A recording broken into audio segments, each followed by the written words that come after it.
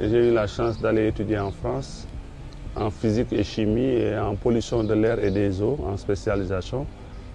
Et à un moment donné, j'ai voulu rentrer au Sénégal, faire ma vie au Sénégal plutôt qu'en France.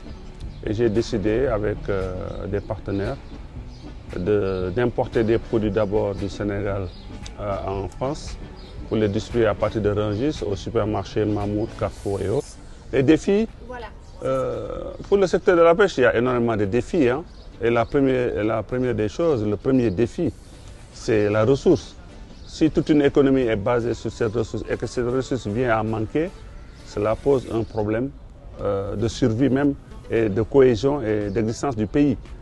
Et donc, c'est le moment et le gouvernement, heureusement, du Sénégal a pris conscience de cette nécessité de préserver la ressource en développant des plans d'aménagement, en ayant en tout cas un cadre politique pour permettre de développer une pêche durable à de la ressource aussi.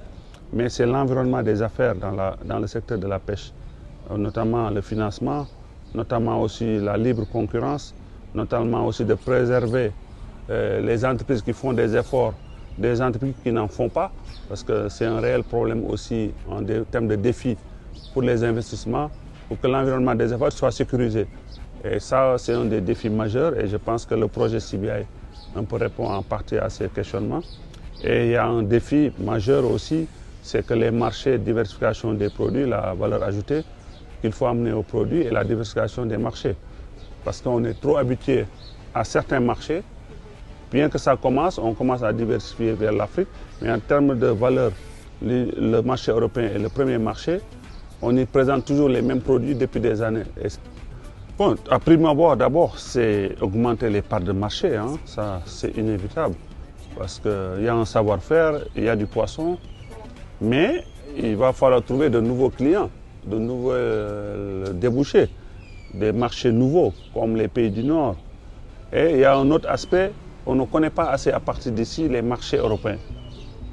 C'est les Européens qui viennent à nous, qui nous demandent « je veux tel produit » ou bien « j'ai un marché ». Mais nous, on ne sait pas réellement comment on peut imposer ou développer de nouveaux produits. Et il y a un autre aspect qui est important aussi, je dis, c'est d'organiser le secteur de la pêche du Sénégal, bien qu'il y ait des organisations spécifiques, un cadre, il y a une nécessité de redynamiser tout ça et que les gens parlent d'une même voix et font de l'advocacy, en tout cas du plaidoyer. Oui, c'est l'image, parce que ça, c'est un des aspects fondamentaux. Donc, c'est deux mondes différents que le CBI peut aider à réconcilier pour changer des deux côtés, hein, parce qu'eux, ils doivent en faire, nous devons en faire, par une stratégie marketing aussi très bien élaborée, qui peut permettre d'avoir des résultats des deux côtés. Moi, je mettrais en avant, pour le poisson sénégalais, la qualité vraiment des produits et le goût des produits, la diversité des produits.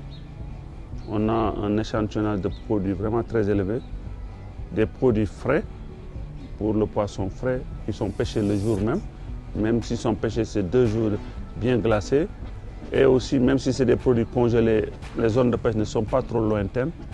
Et donc forcément, le résultat est là et c'est pour ça qu'il y a une forte demande en Europe de ces produits-là.